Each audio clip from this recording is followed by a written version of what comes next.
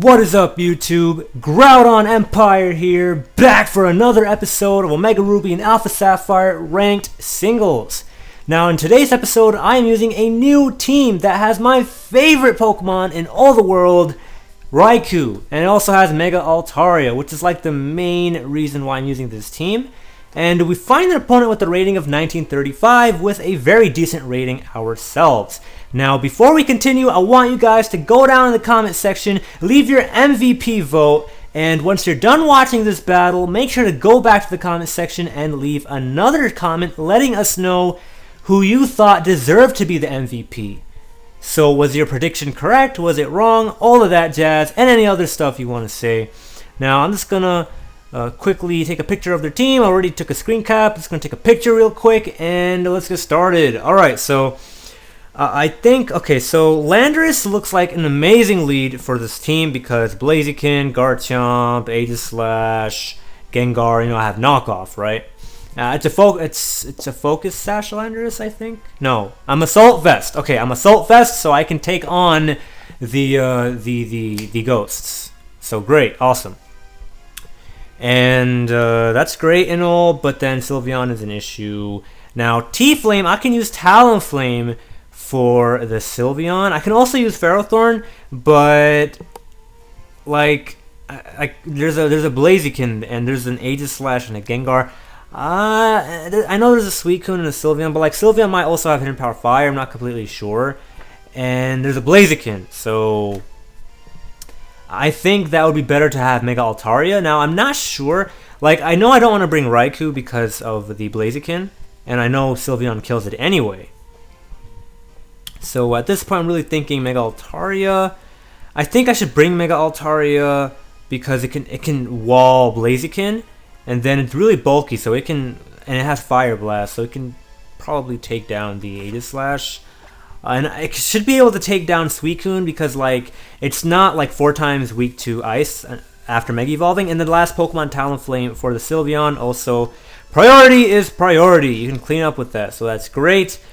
Don't forget, guys, if you enjoy this video, don't forget to click that like button down below. It really helps out the channel, and especially if you know what to expect already and you're already a supporter of this series. Just make sure to show the support by clicking that like button down below.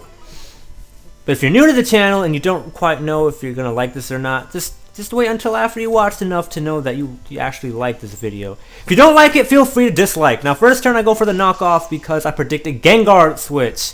Like seriously, a Gengar switch, I really felt that coming. But clearly that didn't happen, and he went for a Hidden Power. This might be a Hidden Power Ice, and that would be bad, but then we're Assault Vested, so it doesn't matter. Now, this next turn, I'm going to go for Earthquake, predicting a King Shield, because he's probably going to King Shield it up, so I lose attack on the knockoff.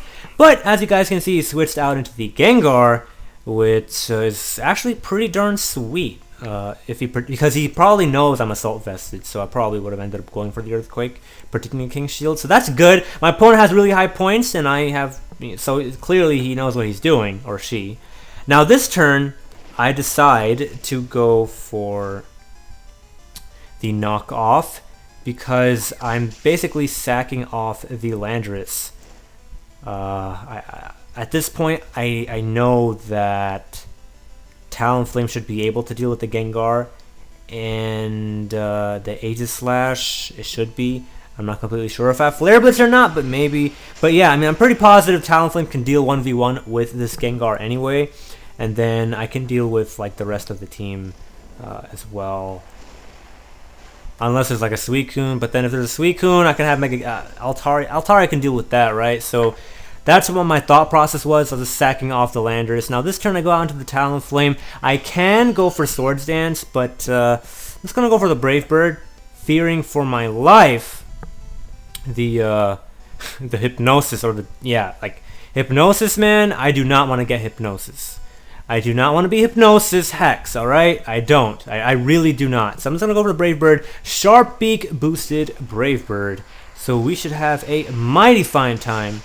And we do. Alright, so the Gengar is down. So we know he has a Gengar, but that's gone. He has an Aegislash, and he has one more Pokemon.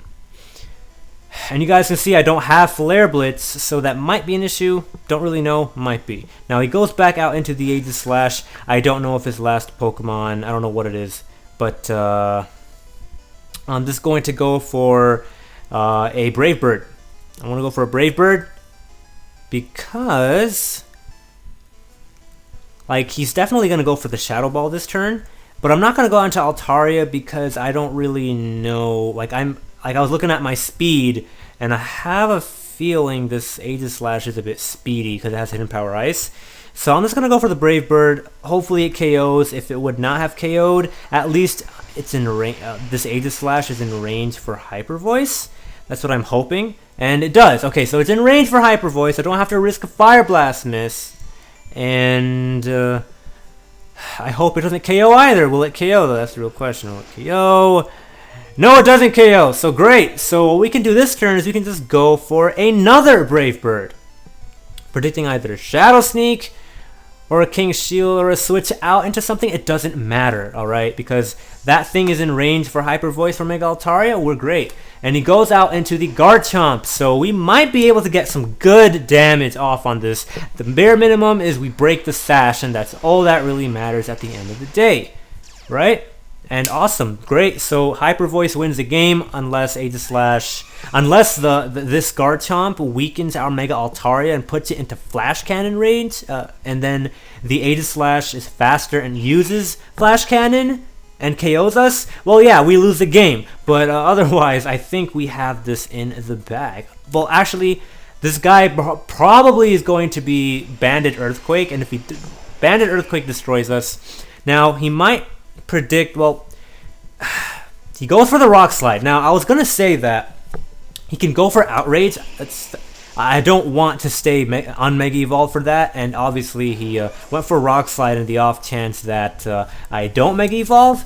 But, I mean, I think he should have just went for Earthquake in my opinion. But it's fine. It's fine because, well, I mean, is it fine? I mean, he missed a Rock Slide. So, and the Aegislash is faster, so you know what?